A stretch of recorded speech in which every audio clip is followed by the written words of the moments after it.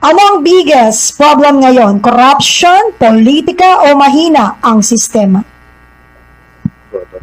Presidente.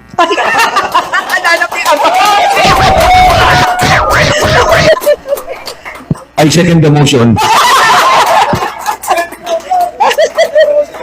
Okay, next is due process or delay of justice. Ano ang mas malaking issue ngayon?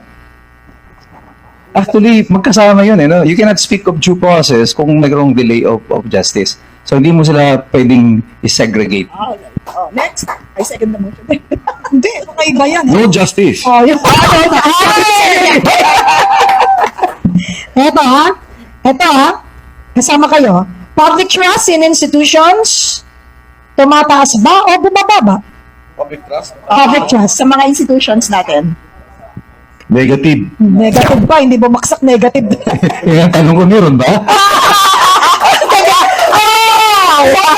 Sobrang gagaling talaga ng ating mga tanawin and we thank all of you kasi sa totoo lang ha, halatang halata. Marami kaming di pinapasok ha.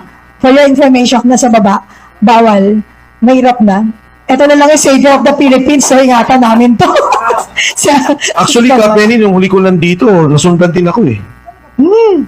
Tapos natama ka lang, sa baba lang naman.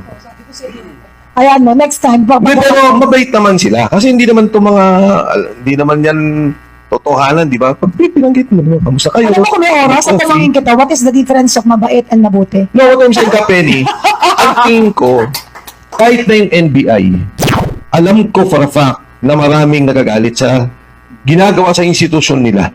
No? And marami ding mga kasamaan tayo. Minsan magkakasama tayo sa isang gathering o dito ngayon. Pag binati mo naman, kamusta kayo? Sir, compliance lang. Sir, kailangan lang namin mag-report.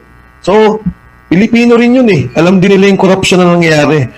Pero na lang yung mga pasikat, pero na lang yung mga sip-sip. Pabibo na yung sinasabi nga ni Attorney Mike, pag pinagsama yung kabubuhan at arrogante, napakadelikado. Pero dun sa mga taong yon, tingin ko lahat medyo galit na rin sa nangyayari. May selective justice ba? Yes or no? Yes. How about you, Attorney Mike? Definitely. Pangalawa, mas nangingibabaw ba ang politika kaysa batas? Agree or disagree? Agree. In terms of theory of primacy pa rin batas, pero in practice, politika ang nangunguna ngayon.